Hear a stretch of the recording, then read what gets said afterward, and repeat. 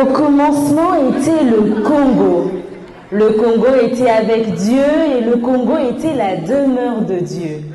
En ce temps-là, la République démocratique du Congo était informe et vide. Il y avait des colons sur la surface de nos terres. Ainsi, en ce mémorable 30 juin 1960, Dieu dit que l'indépendance soit et l'indépendance fut.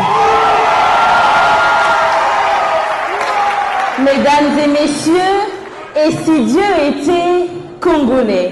Imaginez un instant, Dieu vivant à Kinshasa, il prendrait chaque matin un Wewa pour sauver le monde, mais arriverait toujours en retard à cause des embouteillages entre Mandela et à son œuvre Matadi Kibala et Cité Verte. Ah, si Dieu était congolais, le ciel ne serait pas bleu, non, il serait rempli de déchets en plastique, de fumée, d'herbe et d'odeur de macayabou, mais il y aurait toujours un coin VIP pour les anges sages. Si Dieu était congolais, le soleil ne se lèverait pas tous les jours, car il y aurait délestage, car même là-haut, il y aurait coupure de courant, et on entendrait un ange dire « Seigneur, on t'attendait hier à la fenêtre !»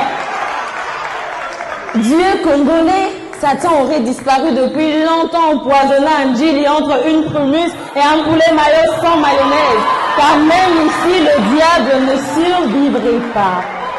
Mais attention, Dieu congolais, ce serait le business du spirituel. Une prière, 50 $. Une prophétie, 100 $.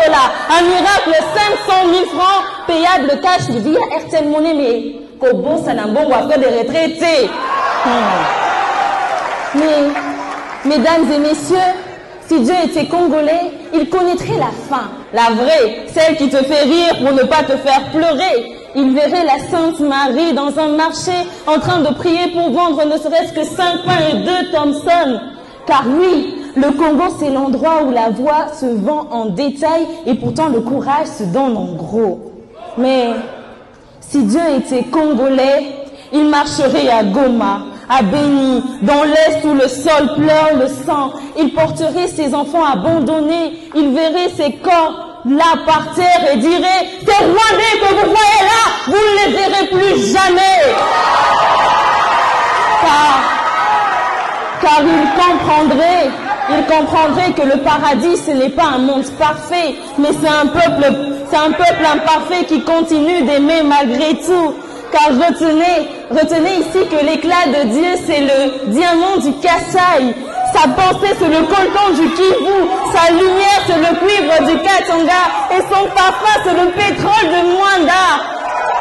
Et ce grand fleuve, c'est son sang qui coule dans nos veines. C'est la sueur de Dieu devenu un peuple. Parce qu'il faut être divin pour aimer dans la douleur, pour continuer d'espérer dans le chaos, pour aimer un pays qu'on oublie et chanter tous les matins « Amoroso, amoroso, oh, la vie est belle, amoroso, amoroso, oh, amoroso, amoroso ».